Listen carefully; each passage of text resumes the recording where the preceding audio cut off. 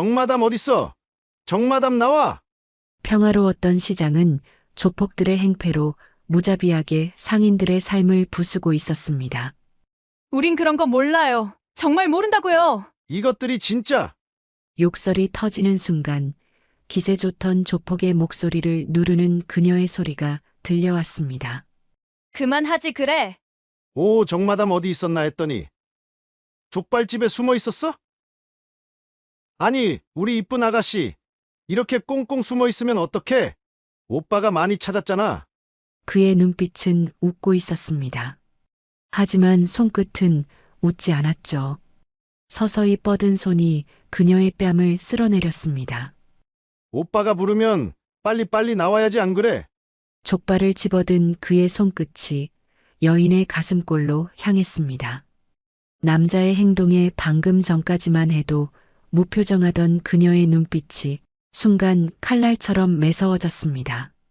그리고는 그의 손이 그녀의 치맛자락을 들추려는 순간 그녀는 반사적으로 그의 손목을 비틀어 버렸습니다.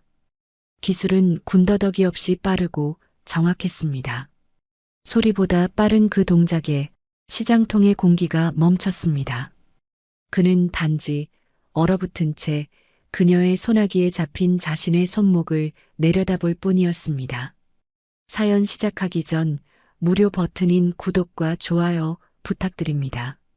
알림 설정도 해두시면 새로운 영상이 올라올 때마다 가장 먼저 만나보실 수 있습니다. 새벽 4시 부산국제시장의 골목길은 아직 어둠에 잠겨 있었습니다. 하지만 정화족발의 불빛만은 이미 환하게 켜져 있었지요. 불빛 사이로 보이는 김은 족발을 삶는 뜨거운 증기가 차가운 새벽 공기와 만나 하얗게 피어오르고 있었습니다. 유정아 사장은 족발을 삶는 큰 솥 앞에서 매일 같은 시간에 불을 지폈습니다. 그녀의 일상은 언제나 같았죠. 새벽 3시 반에 일어나 가게에 도착하면 정확히 4시에 불을 지피고 재료를 손질하는 일이었습니다. 그 누구보다 일찍 시작하는 유정화의 하루는 국제시장의 모든 상인들이 인정하는 성실함의 상징이었습니다. 어이, 정화 씨, 오늘도 부지런하네. 시장 입구에서 생선가게를 운영하는 김노인이 인사를 건넸습니다. 유정화는 작업을 멈추지 않고 웃으며 고개를 끄덕였죠. 김 아저씨도 일찍 나오셨네요. 오늘 새벽 조업이 잘 됐나 봅니다. 그럼 오늘 도다리가 특별히 좋아. 점심때 한 접시 가져다 줄게. 유정화는 미소를 지으며 고맙다는 인사를 전했습니다. 이런 정겨운 아침 인사는 국제시장의 일상이었죠. 사실 유정화는 시장 상인들 사이에서 보석 같은 존재라 불렸습니다. 맛있는 족발로 손님을 만족시키는 것은 물론 어려운 일이 있는 상인들에게 기꺼이 도움의 손길을 내미는 따뜻한 인정 때문이었지요. 지난달에는 야채가게 최 씨의 아들이 교통사고를 당했을 때 병원비를 보태주었고 그전에는 젓갈가게 박 씨가 건강이 좋지 않아 가게 문을 닫을 위기에 처했을 때 한 달간 가게를 함께 운영해 주기도 했습니다.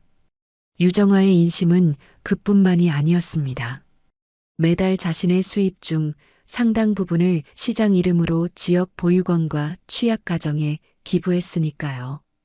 정화 씨 덕분에 우리 시장 이름이 좋게 알려지는 거야. 언젠가 상인의 모임에서 한 상인이 말했던 것처럼 유정화는 국제시장의 자랑이었습니다. 하지만 아무도 몰랐습니다. 유정화의 또 다른 이름이 정마담이라는 사실을요.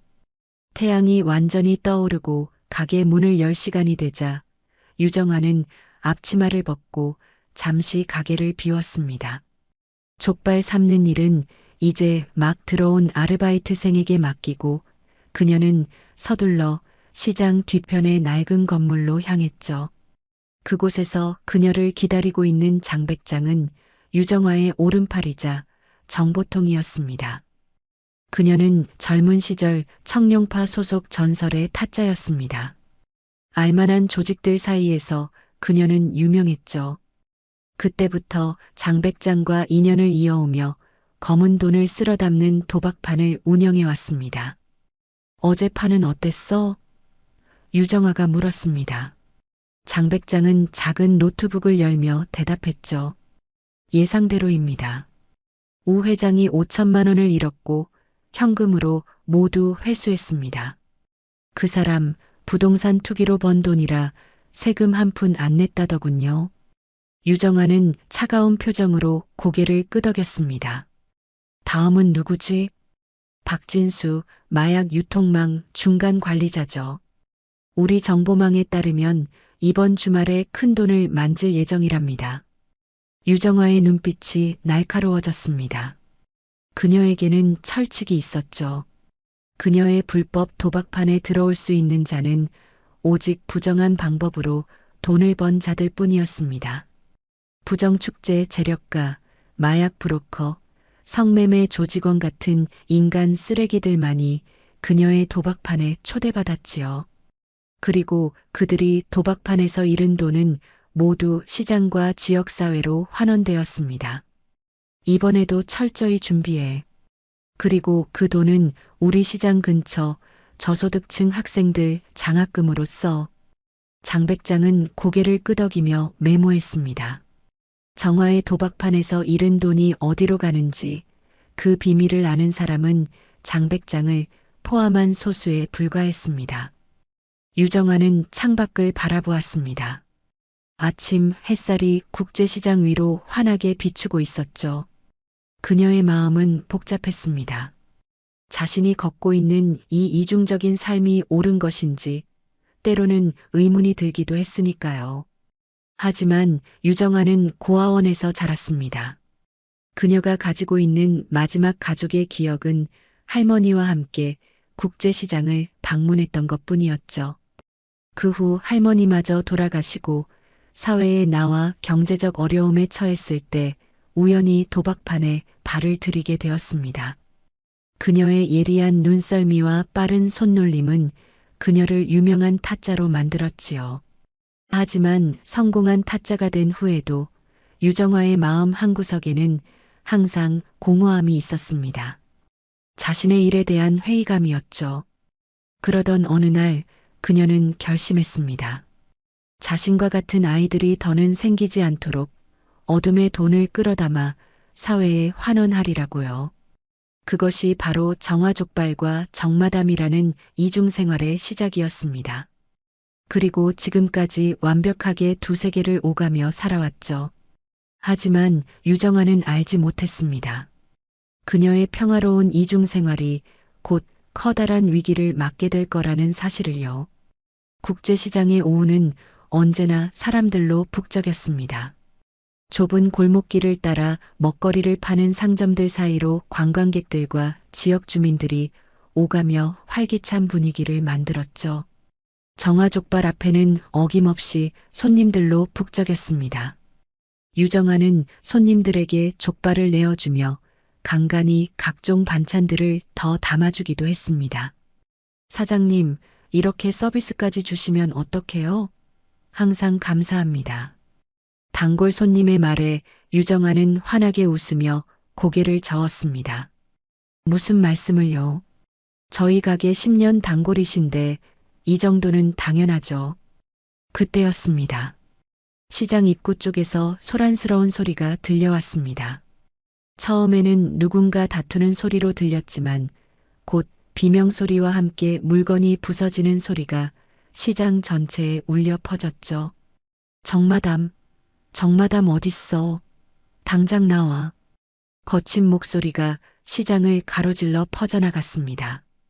유정아의 얼굴에서 핏기가 싹 가셨지요. 그 목소리의 주인공을 그녀는 너무나 잘 알고 있었으니까요. 윤태곤, 그녀의 도박판에서 모든 돈을 잃고 사라졌던 조폭이었습니다. 사장님, 무슨 일이에요? 아르바이트생이 불안한 표정으로 물었습니다. 유정아는 침착함을 유지하며 대답했습니다. 모르겠네요. 잠시만요. 그녀는 가게 밖으로 나섰습니다. 시장 중앙으로 향하는 골목길을 따라가자 충격적인 광경이 펼쳐졌습니다. 윤태곤과 그의 부하들 10명 가까이 되는 조폭들이 상인들을 위협하고 있었죠. 야채가게의 진열대는 엎어져 있었고 생선가게의 수조는 깨져 물이 바닥에 흥건했습니다. 정마담이라는 사람 어디 있어? 우리가 찾는 사람만 나오면 아무도 다치지 않아. 윤태곤이 상인들에게 소리쳤습니다. 상인들은 겁에 질려 대답하지 못했습니다. 그들은 정마담이라는 이름을 들어본 적도 없었으니까요.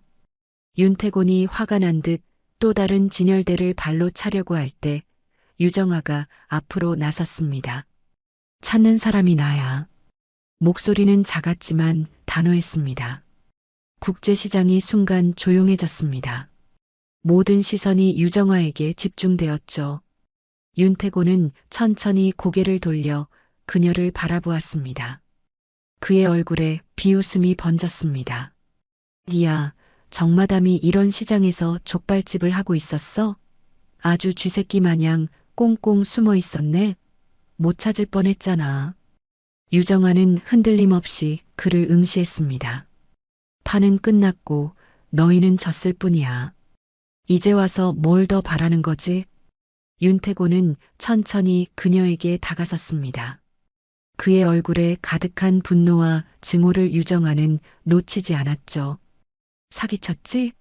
그 판에서 내가 나를 속였다는 걸 이제 알아냈어. 화투패에 표시를 했던 거야. 안 그래? 유정아는 담담하게 대답했습니다. 증명할 수 있어? 윤태곤의 이마에 핏줄이 돋았습니다. 그가 갑자기 소리를 질렀지요. 돈 내놔. 내가 잃은 돈 전부 다 내놓으라고. 상인들은 충격받은 표정으로 이 광경을 지켜보고 있었습니다. 그들의 존경하는 정화 사장님이 정마담이라는 도박사라니 믿기 힘든 현실이었죠. 우리 정화 사장님이 정마담이라고요? 떡집 할머니가 믿을 수 없다는 듯 중얼거렸습니다. 유정아는 상인들의 놀란 표정을 보았습니다. 그녀의 가슴이 무거워졌지요. 오랫동안 숨겨온 비밀이 이런 식으로 드러나리라고는 생각지 못했으니까요. 여기는 시장이야. 사람들이 장사하는 곳이지. 유정아가 윤태곤에게 말했습니다. 내가 원하는 건 나잖아. 다른 사람들은 관련 없어. 윤태곤은 비웃었습니다. 이제 와서 착한 척? 돈을 내놓든가 아니면 이 시장을 박살낼 거야. 그는 야구 방망이를 꺼내들어 위협했습니다. 그의 부하들도 각자 무기를 들고 으르렁거렸죠. 유정아는 빠르게 상황을 판단했습니다. 지금 그녀가 맞서 싸운다면 무고한 상인들이 다칠 수 있었습니다. 일주일만 시간을 줘. 유정아가 제안했습니다. 돈 마련할게. 윤태곤은 잠시 생각하더니 고개를 끄덕였습니다. 일주일. 그때까지 돈이 없으면 이 시장은 끝이야. 알았지? 그들이 떠나자마자 유정아는 장백장에게 전화를 걸었습니다. 그녀의 목소리는 얼음처럼 차가웠죠. 윤태곤, 그 새끼 과거 전부 파헤쳐. 그가 어디서 왔는지, 무슨 짓을 했는지, 약점은 뭔지 모조리 알아내.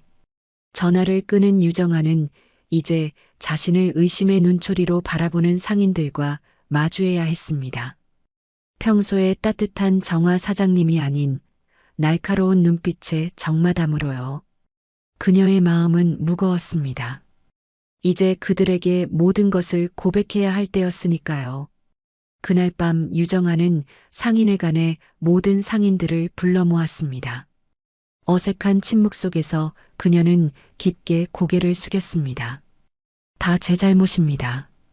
보상은 제가 합니다. 시장에 끼친 피해 제가 책임지겠습니다. 피해를 입은 야채가게 사장님이 참지 못하고 일어섰습니다. 그의 눈에는 분노와 배신감이 가득했죠. 정마담? 당신 도대체 무슨 일을 하는 거죠? 왜 하필 우리 시장인 거예요? 보상은 물론이고 이 시장에서 나가주세요. 상인들 사이에서 웅성거림이 퍼져나갔습니다. 유정아의 마음은 무너져 내렸지요. 그녀가 가족처럼 여겼던 사람들이 이제는 그녀를 두려워하며 떠나라고 말하고 있었으니까요. 하지만 그때였습니다. 한 목소리가 조용히 단호하게 들려왔습니다. 정마담이든 아니든 지금까지 정화 씨 없었으면 우리 시장이 많이 힘들었을 거예요. 다들 정화 씨 도움 한 번씩은 받지 않았나요? 목소리의 주인공은 젓갈집 김 사장이었습니다. 그는 몇 년 전 아내가 중병으로 쓰러졌을 때 유정화에게 큰 도움을 받았던 사람이었죠. 김 사장은 자리에서 일어나 진심을 담아 말을 이었습니다. 지금 우리 시장 이름으로 기부까지 하시는 분이에요. 우리 시장 이미지도 정화 씨가 만들어준 거라고요. 다른 상인들이 서로 눈빛을 교환했습니다. 누군가가 용기를 내어 말문을 열자 분위기가 조금씩 바뀌기 시작했지요. 떡집 박 사장님이 조용히 자리에서 일어났습니다. 맞아요. 난 정화 씨 도움으로 우리 아들 대학 등록금을 마련했어요.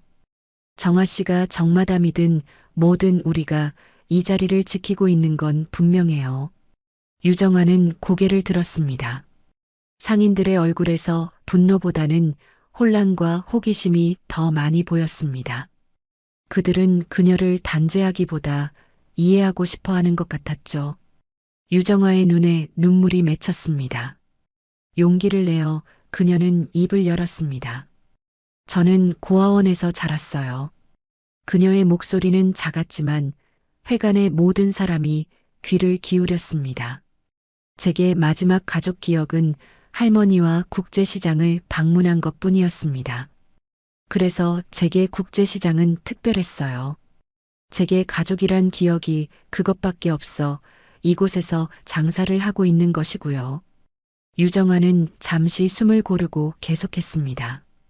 이제 그녀는 모든 것을 털어놓기로 결심했습니다. 사회에 나와 경제적 어려움에 처했을 때 도박의 세계에 빠졌습니다. 손재주가 좋았던 저는 곧 타짜로 이름을 알리게 됐죠. 하지만 그 세계에서 성공하면서도 저는 항상 공허했습니다. 저같이 도박의 길로 빠지는 아이들이 더는 생기지 않길 바랐어요. 유정화는 자신의 손을 내려다보았습니다. 수년간 화투패를 다루며 단련된 손이었죠. 할 줄 아는 건 도박밖에 없었어요. 그래서 생각했습니다.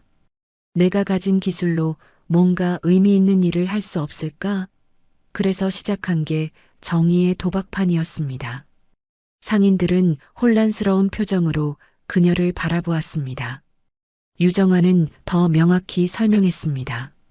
저는 불법으로 돈을 갈취한 사람들만 상대합니다. 부정축제자, 마약상, 인신매매범. 이런 자들을 재판에 끌어들여 그들의 돈을 빼앗고 그 돈을 다시 사회에 환원하는 일을 해왔어요. 제가 운영하는 족발집의 수익금과 함께 그 돈들이 시장 이름으로 보육원과 취약계층에 기부되고 있는 것입니다. 회관은 완전히 조용해졌습니다. 누군가는 경악했고 어떤 이는 감동했으며 또 다른 이들은 여전히 믿기 어려워하는 표정이었죠. 어찌되었든 제 일이 분명 사회에서 인정받을 수 없는 일이란 걸 압니다. 제가 이 모든 책임을 지고 여러분께 피해가 가지 않도록 다시는 조폭들이 들이닥치지 않도록 조치하겠습니다. 유정화는 회관을 나가려고 몸을 돌렸습니다. 그때였습니다. 시장에서 가장 연장자인 생선가게 김노인이 그녀의 어깨를 잡았습니다. 다치지만 말아요. 우리가 당신의 가족입니다. 그 말에 유정화의 눈시울이 붉어졌습니다. 한 사람, 두 사람, 상인들이 일어나 그녀에게 다가왔습니다. 그들의 눈빛은 더 이상 분노나 두려움이 아니었습니다. 그것은 연대와 이해의 눈빛이었죠. 정화 씨, 우리가 도와줄 수 있는 일은 없을까? 누군가가 물었습니다. 유정화는 고개를 저었습니다. 이건 제가 해결할 문제입니다. 여러분은 그저 시장을 지켜주세요. 회관을 나온 유정아는 곧바로 장백장에게 전화를 걸었습니다. 그녀의 목소리는 결연했습니다. 정보는 모았어? 네, 윤태곤에 대한 모든 것을 찾아냈습니다. 좋아. 내일 만나서 자세히 얘기하자. 전화를 끊은 유정아는 하늘을 올려다보았습니다. 밤하늘에는 별이 빛나고 있었죠. 그녀는 마음속으로 다짐했습니다. 이번 일을 끝으로 정마담의 삶을 정리할 시간이 온 것 같았습니다. 다음 날 아침 유정아는 장백장을 만났습니다. 그가 가져온 정보는 충격적이었습니다. 윤태곤은 단순한 조폭이 아니었죠. 그는 마약 유통, 여성 인신매매, 심지어 장기밀매 브로커와도 연결된 악질 중의 악질이었습니다. 이 자료들 확실해? 유정아가 물었습니다. 장백장은 고개를 끄덕였습니다. 네, 모두 확인된 정보입니다.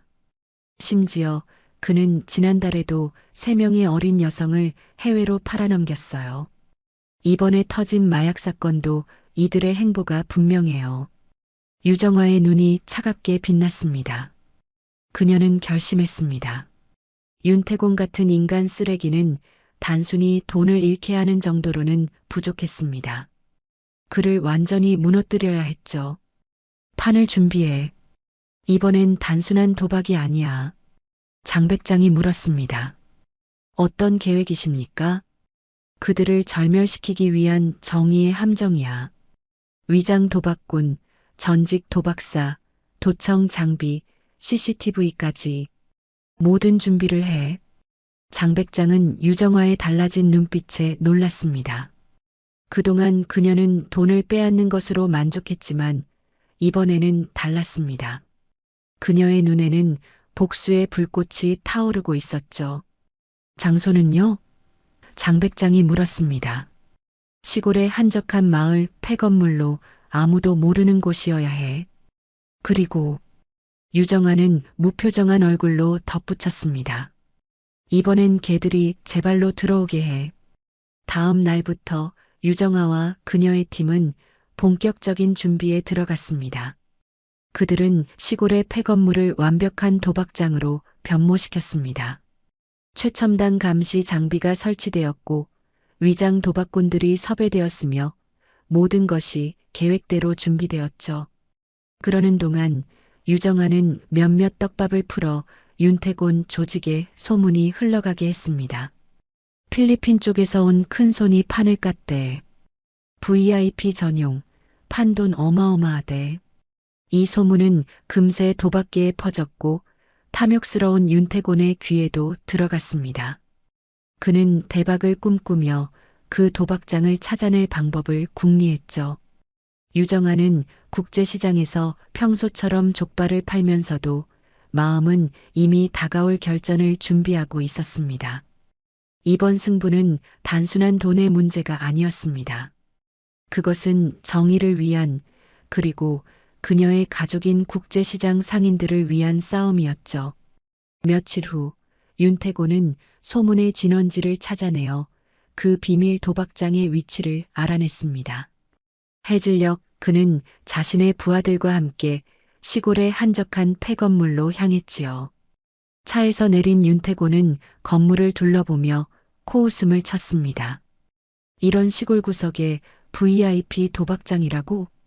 허세는 그의 부하 중 한 명이 말했습니다. 보스, 진짜 필리핀 큰손이 온다는 소문은 확실한 것 같습니다. 우리 정보망에서도 확인됐고요. 윤태곤은 건물 입구로 다가가며 어깨를 으쓱했습니다. 그럼 한번 보자고. 오늘 대박 터뜨려서 그 정마담한테 본때를 보여주자고. 그들이 들어간 건물 내부는 겉모습과는 완전히 달랐습니다. 고급스러운 실내 장식, 반짝이는 샹들리에 아래 화려한 화투판까지 마치 라스베가스의 카지노를 옮겨놓은 듯한 분위기였습니다. 방 안에는 이미 여러 명의 도박꾼들이 화투를 즐기고 있었지요. 어서 오세요, 손님. 정중하게 인사하는 도어맨의 안내를 받으며 윤태곤 일행은 안으로 들어섰습니다. 윤태곤은 주위를 둘러보며 눈을 가늘게 떴습니다. 그는 본능적으로 뭔가 이상하다는 느낌을 받았지만 테이블 위에 쌓인 현금 다발을 보자 그런 의심은 금세 사라졌습니다. 탐욕이 그의 눈을 멀게 한 것이었지요. 저기 자리 있네. 앉자. 윤태곤은 부하들을 데리고 화투판을 비치는 조명이 있는 테이블로 향했습니다. 게임이 시작되었습니다. 처음에는 윤태곤에게 행운이 따랐습니다. 그는 몇 판을 연속으로 이기며 자신만만해졌습니다. 술을 마시며 기세등등하게 베팅액을 올렸죠. 그러나 시간이 지날수록 판세가 서서히 바뀌기 시작했습니다. 뭐지? 이거 이상한데. 윤태곤은 연달아지면서 중얼거렸습니다. 상대 도박사의 기술은 완벽했습니다. 그의 손놀림은 너무 빨라서 눈으로 따라가기 힘들었죠. 윤태곤과 그의 부하들은 계속해서 돈을 잃어갔습니다. 처음에 자신감은 사라지고 초조함이 그들을 덮치기 시작했습니다. 3시간이 지났을 때 윤태곤의 앞에 있던 돈다발은 거의 바닥이 났습니다. 그는 점점 더 짜증을 내기 시작했지요. 테이블 위에서 흐름이 이상하게 느껴졌습니다. 매 판마다 조금씩 지고 이따금 작게 따게 해주다가 큰 판에서는 항상 지게 만드는 마치 계산된 듯한 패턴이었습니다. 윤태곤의 머릿속에 의심이 피어올랐습니다. 그는 갑자기 테이블을 내리치며 소리쳤습니다. 야 이씨, 뭔가 냄새 나지 않냐? 야, 이거 일부러 털고 있는 거 아냐? 주변이 순간 조용해졌습니다. 판 주인은 무표정하게 그를 바라보았습니다. 손님, 질서를 지켜주시기 바랍니다. 이곳은 품이 있는 장소입니다. 윤태곤은 판 주인의 말을 무시하고 자리에서 벌떡 일어났습니다. 그의 부하 하나가 주머니에서 칼을 꺼냈고 다른 한 명은 술병을 깨며 위협하기 시작했습니다. 이 판 주인이 누구야? 누가 주도했어? 윤태곤의 얼굴은 분노로 일그러졌습니다. 그는 도박장 전체를 둘러보며 외쳤지요. 속이고 있잖아. 내가 바보로 보여? 누가 이 판을 꾸몄는지 당장 말해. 그 순간 천장이 감시창에 불이 들어왔습니다. 모두의 시선이 그곳으로 향했지요. 그림자 하나가 천천히 내려오더니 철문이 덜컥 열렸습니다. 그리고 칼을 든 정마담 유정아가 모습을 드러냈습니다. 그 손 놓고 말하지? 이 판의 주인 바로 나야. 유정아의 모습을 본 윤태곤의 눈이 커졌습니다. 그의 얼굴에는 놀람과 분노가 교차했죠. 정마담, 너였어? 유정아는 천천히 계단을 내려오며 말했습니다. 몰랐겠지만 내가 발 들인 순간부터 넌 끝난 거야. 윤태곤은 비웃으며 자신의 부하들을 향해 고개를 끄덕였습니다. 잡아. 그 순간 도박장 안의 다른 손님들이 일제히 자리에서 일어났습니다. 그들은 모두 유정화의 사람들이었지요. 위장 도박꾼들은 순식간에 태세를 전환하여 윤태곤의 부하들을 막아섰습니다. 난투가 시작되었습니다. 유정화는 뛰어난 몸놀림으로 윤태곤에게 직접 맞섰습니다. 그녀의 손에 든 칼은 위협적으로 빛났지요. 윤태곤이 주먹을 날렸지만 유정화는 민첩하게 피한 후 그의 팔을 제압했습니다. 내가 국제시장을 망치려 했지. 내 가족들을 위협했어. 유정화의 목소리에는 분노가 가득했습니다. 윤태곤은 비웃었습니다. 가족? 웃기지 마. 넌 그냥 사기꾼일 뿐이야. 그의 말에 유정화의 눈빛이 차가워졌습니다. 그녀는 윤태곤의 멱살을 잡고 벽으로 밀쳤습니다. 내가 어떤 짓을 했는지 다 알아. 마약 거래, 여성 인신매매, 장기밀매까지. 넌 인간 쓰레기야. 윤태곤이 비웃듯이 말했습니다. 이 바닥 원래 이렇게 악취가 진동해야 살아남아 정마담 순수하네? 유정아는 냉정하게 대답했습니다. 이건 단순한 도박이 아니야. 이건 재판이라고. 내 모든 죄를 위한 재판. 그 말과 함께 도박장 안의 싸움은 점점 정마담 측으로 기울었습니다. 윤태곤의 부하들은 하나둘 제압되었고 마침내 윤태곤만이 남았습니다. 유정아는 바닥에 널브러진 윤태곤을 내려다보았습니다. 넌 내 돈으로 내 죗값을 산 거야. 유정아는 마지막으로 그를 바라보았습니다. 그녀의 눈에는 슬픔과 결연함이 동시에 담겨 있었습니다. 이것은 단순한 복수가 아니었습니다. 정의를 위한 최후의 심판이었죠. 유정아는 단칼에 그의 숨통을 끊었습니다. 자, 돌아가자. 장백장은 유정아를 향해 고개를 끄덕였습니다. 장백장은 윤태곤의 범죄 증거들이 담긴 서류 더미를 그의 앞에 던졌습니다. 그리고 유정아와 그녀의 일행은 조용히 그 자리를 떠났습니다. 다음 날 아침 뉴스에서 윤태곤 조직범들의 소식이 헤드라인을 장식하고 있었습니다. 불법 도박과 마약 연루된 윤태곤 일당 사망한 채로 발견, 경찰 내사 착수. 뉴스 앵커의 목소리가 유정아의 족발집 텔레비전에서 흘러나왔습니다. 유정아는 손에 들고 있던 칼을 잠시 멈추고 화면을 응시했습니다. 어젯밤 경기도 한 폐건물에서 조직폭력배 윤태곤과 그의 부하 20명이 사망한 채로 발견됐습니다. 현장에는 마약 거래와 인신매매, 장기밀매 등 각종 범죄 증거들이 함께 있었으며 경찰은 조직 내부의 갈등으로 인한 살인 사건으로 보고 수사 중입니다. 유정아의 표정은 변함이 없었습니다. 그녀는 다시 족발을 손질하는 데 집중했지요. 사장님, 장백장이 족발집 주방으로 들어왔습니다. 뉴스 봤어요? 장백장이 물었습니다. 유정아는 고개를 끄덕였습니다. 장백장은 조용히 대답했습니다. 조직 내부 갈등으로 마무리될 겁니다. 그들의 범죄 증거가 너무 많이 나왔으니까요. 유정아는 다시 주방으로 돌아와 족발을 손질하기 시작했습니다. 그러나 팔에 감긴 붕대 때문에 평소처럼 칼을 다루기 어려웠습니다. 어젯밤 윤태곤과의 싸움에서 다친 팔이 여전히 욱신거렸지요.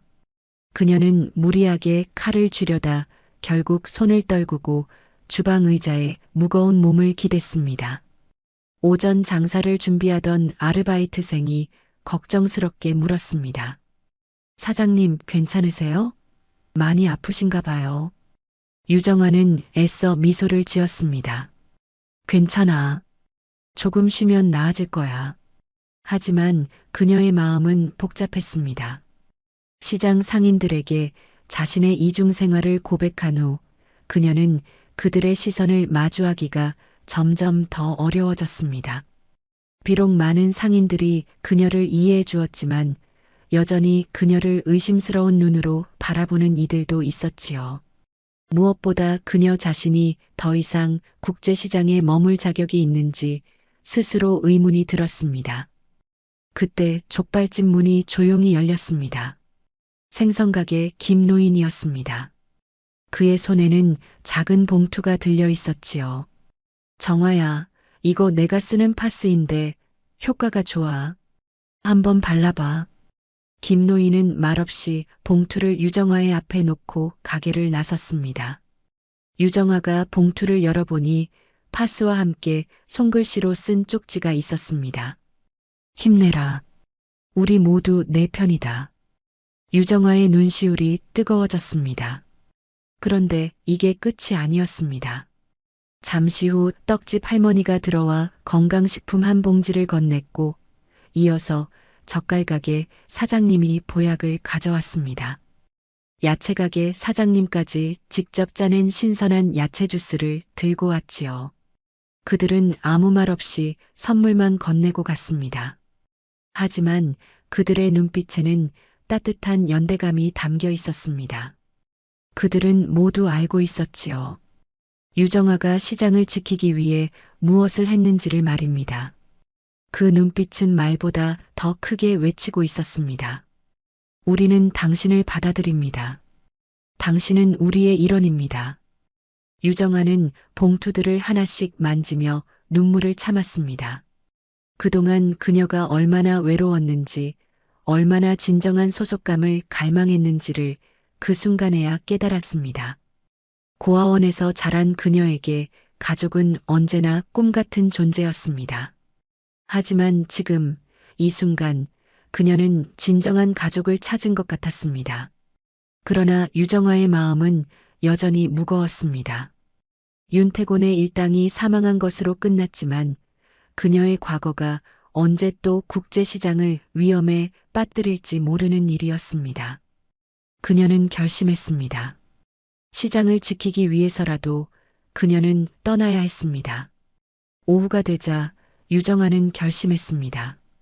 그녀는 주방에서 나와 부동산으로 향했습니다. 팔에는 붕대가 감겨 있었고 걸음걸이는 조금 불안정했지만 그녀의 눈빛은 단호했지요. 이 가게 내놓으려고 합니다. 유정아는 부동산 중개인에게 말했습니다. 중개인이 놀란 표정으로 물었습니다. 정화족발이요? 장사가 잘 되는데 왜요? 유정아는 담담하게 대답했습니다. 개인적인 사정이 있어서요. 부동산에서 나온 유정아는 무거운 발걸음으로 시장을 걸었습니다.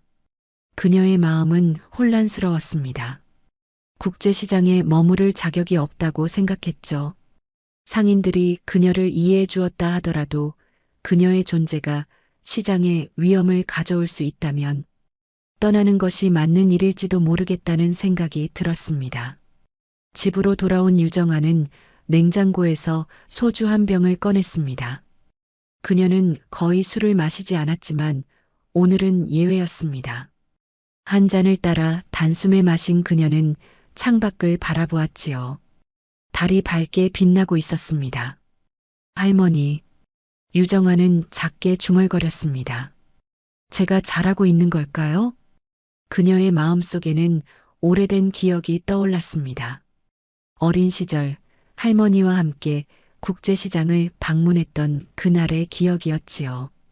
할머니는 그녀에게 맛있는 떡볶이를 사주셨고 시장 상인들과 정겹게 대화를 나누셨습니다. 그때 할머니가 해주셨던 말이 기억났습니다. 정아야, 이 시장은 가족 같은 곳이란다. 서로 의지하고 도우며 살아가는 곳이지. 그 말을 생각하니 유정아의 눈에서 눈물이 흘렀습니다. 그녀는 할머니의 말씀대로 살고 싶었습니다. 하지만 그 과정에서 정마담이라는 어둠의 길을 걸었죠. 그것이 과연 할머니가 바라셨던 삶일까요? 다음 날 아침 유정아는 상인회관에 모든 상인들을 다시 불러 모았습니다. 전과 달리 이번에는 당당하게 그들 앞에 섰지요. 그녀의 팔에는 여전히 붕대가 감겨 있었지만 눈빛은 맑고 결연했습니다.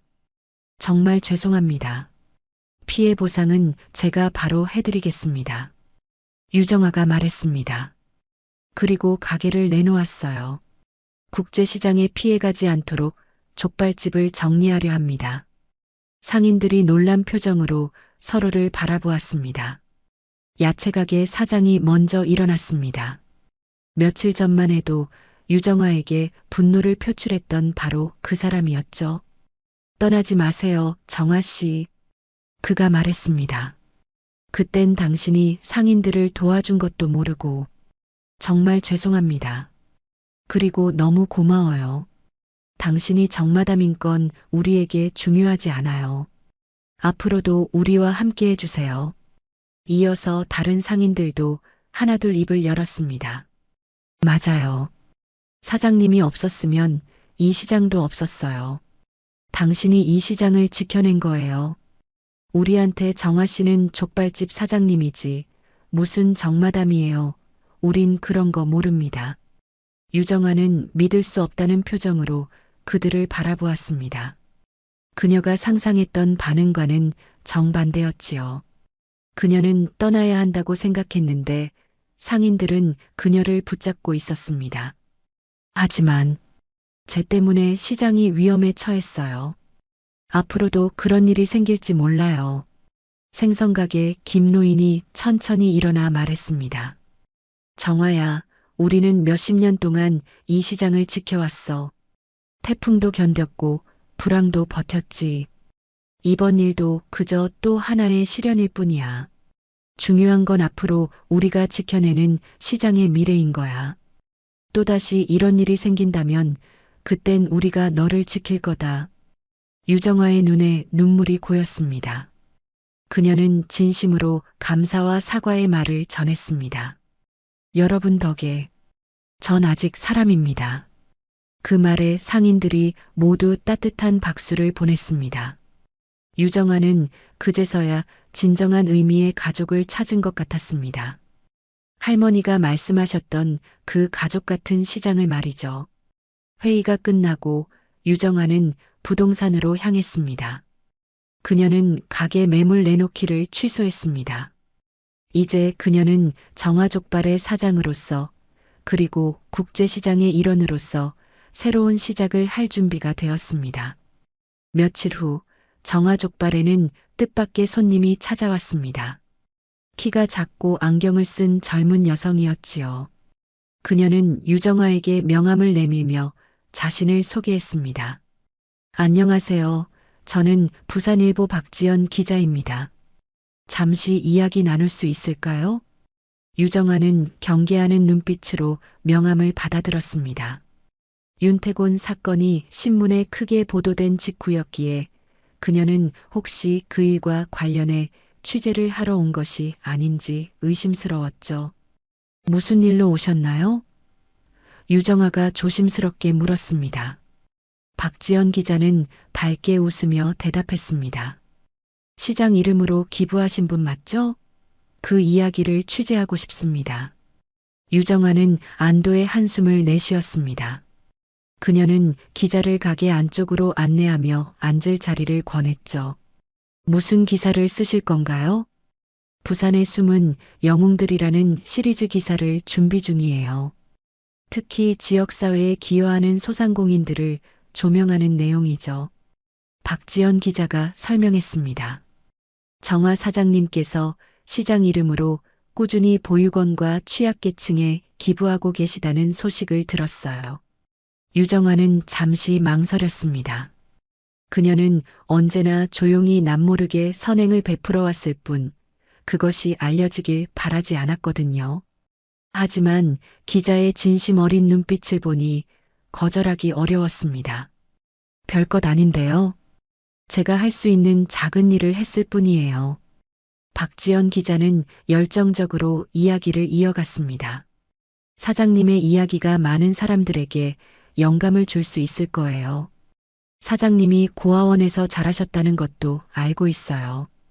그런 배경에서 어떻게 지금의 사장님이 되셨는지, 왜 기부를 시작하게 되셨는지, 그런 이야기들이 정말 감동적일 것 같아요.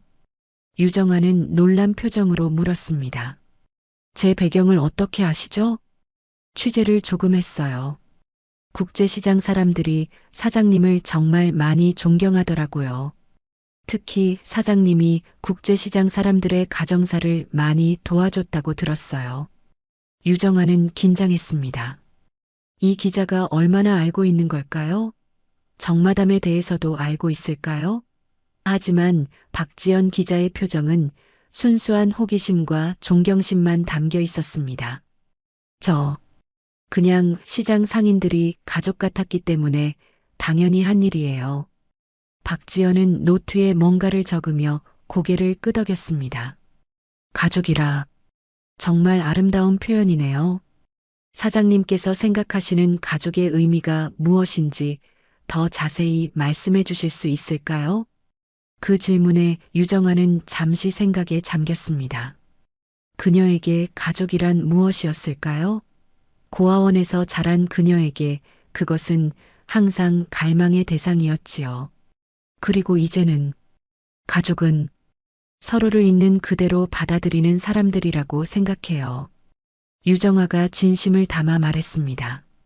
서로의 단점과 부족함을 알면서도 그것을 넘어서 함께하는 사람들이요. 제게 국제시장의 상인들은 그런 존재예요. 박지연의 눈이 반짝였습니다. 정말 감동적인 말씀이에요. 이런 진솔한 이야기가 많은 사람들에게 희망을 줄 수 있을 거예요. 인터뷰는 2시간 넘게 이어졌습니다. 유정아는 자신의 고아원 생활, 할머니와의 추억, 국제시장에 정착하게 된 계기 등을 이야기했습니다. 물론 정마담과 관련된 부분은 모두 생략했지만 그래도 그녀의 이야기는 충분히 감동적이었습니다. 일주일 후 부산일보에는 국제시장의 보석, 정아족발 유정아 사장의 따뜻한 이야기라는 제목의 기사가 크게 실렸습니다. 기사는 고아 출신 사장님이 어려운 환경을 극복하고 성공적인 사업체를 일구며 그 수익을 다시 사회에 환원하는 감동적인 스토리를 담고 있었지요. 기사가 나간 후 정아족발은 갑자기 유명해졌습니다. 많은 사람들이 착한 족발집으로 불리는 그곳을 찾기 시작했지요. 평소보다 손님이 3배는 늘어났고 주말에는 가게 앞에 긴 줄이 늘어섰습니다. 유정아는 갑작스러운 인기에 당황스러웠지만 최선을 다해 손님들을 맞이했습니다. 그녀는 아르바이트생을 더 고용하고 주방 시설도 확장했죠. 그녀의 정성스러운 족발 맛과 따뜻한 인심은 입소문을 타고 더욱 널리 퍼져나갔습니다. 정아 씨, 이거 대박이네. 어느 날 떡집 사장님이 족발집을 찾아와 말했습니다. 유정아는 쑥스러운 듯 웃으며 대답했습니다. 과분한 관심이에요. 곧 정리될 거예요. 하지만 떡집 사장님은 고개를 저었습니다. 아니야, 이건 시작일 뿐이야. 정아 씨 덕분에 시장 전체가 활기를 찾고 있어. 오랜만에 이렇게 사람들로 북적거리는 걸 봐. 그 말은 사실이었습니다. 정아족발을 찾아온 손님들은 자연스럽게 시장의 다른 가게들도 둘러보게 되었지요. 국제시장은 다시 활기를 되찾았고 상인들의 얼굴에는 웃음이 가득했습니다. 유정아는 매일 새벽 4시에 일어나 족발을 삶으며 감사함을 느꼈습니다. 그녀의 인생은 참으로 많은 우여곡절을 겪었지만 결국 그녀가 있어야 할 자리를 찾은 것 같았지요. 내 진짜 판은 이 시장이야. 그녀는 뜨거운 김이 오르는 족발 솥을 바라보며 중얼거렸습니다. 그러던 어느 날 유정아는 장백장을 만났습니다. 그들은 시장 뒤편의 조용한 찻집에서 마주 앉았지요. 이제 어떻게 하실 계획입니까? 장백장이 물었습니다. 유정아는 찻잔을 천천히 돌리며 생각에 잠겼습니다. 정마담의 시대는 끝났어. 이제 그만둘 때가 됐어. 장백장은 놀란 눈으로 그녀를 바라보았습니다. 정말요? 완전히요? 유정아는 고개를 끄덕였습니다. 그래. 이제 더 이상의 위험을 감수하고 싶지 않아. 무엇보다 이제는 진짜 내 모습으로 살고 싶어. 그동안 모은 자금은 어떻게 하실 겁니까? 장백장이 물었습니다. 유정아는 미소를 지었습니다. 전부 재단을 만들어 기부할 거야. 고아원 아이들과 취약계층 지원을 위한 재단으로. 장백장의 눈가에 감동의 눈물이 맺혔습니다. 정말 아름다운 결정입니다, 마담. 유정아는 부드럽게 웃었습니다. 이제 마담이 아니라 그냥 정아야. 그들은 마지막 작별의 의미로 잔을 부딪혔습니다. 이것으로 정마담의 시대는 완전히 막을 내렸습니다. 하지만 유정아의 새로운 삶은 이제 막 시작되고 있었지요. 그날 저녁 유정아는 족발집 문을 닫고 국제시장을 천천히 걸었습니다. 시장의 불빛이 하나둘 꺼져가는 모습이 아름다웠습니다. 그녀는 처음으로 마음의 평화를 느꼈지요. 더 이상 이중생활의 무게를 짊어지지 않아도 된다는 해방감이었습니다. 할머니, 이제 제가 정말 가족을 찾은 것 같아요. 유정아는 밤하늘을 바라보며 속삭였습니다. 그날 밤 유정아는 오랜만에 편안한 잠을 이루었습니다. 그녀의 꿈에는 할머니가 나타나 따뜻하게 미소 지었습니다. 그리고 그 뒤로 국제시장의 상인들이 모두 모여 있었지요. 그들은 모두 유정아를 향해 환하게 웃고 있었습니다. 이 시장은 가족 같은 곳이란다. 서로 의지하고 도우며 살아가는 곳이지. 할머니의 말이 꿈속에서 다시 한번 울려 퍼졌습니다. 오늘의 이야기 어떠셨나요? 무료인 구독과 알람 설정 잊지 마시고 여러분의 따뜻한 댓글 하나가 정말 큰 힘이 됩니다. 함께 해주셔서 진심으로 감사드립니다.